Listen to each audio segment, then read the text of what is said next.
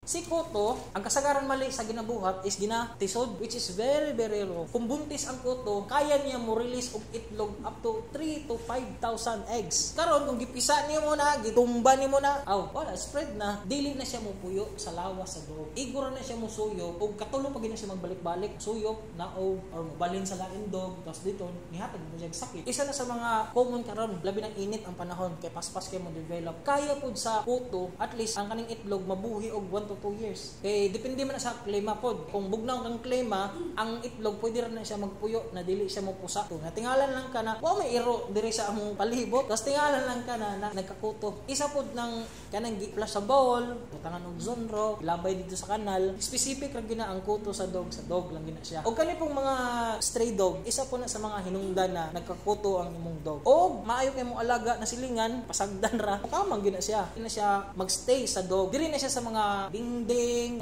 sofa, isami, or sa mga koral, sa mga bato-bato. Kung ikumpara nato siya sa sakit sa tao, siya ang nag-cause og dengue. Layman's term ra ng dengue ha, pero dili na siya dengue gyud. Ang sakit ginana si ehrlichiosis, si anaplasma, og si babesiosis. Og mahal kani siya na sakit kay naay mga cases na magbalik-balik. Kay ang unang makuan ani, mubaba ang platelet. Ang uban ana mag nosebleed, magtaig dugo, parbo dayon.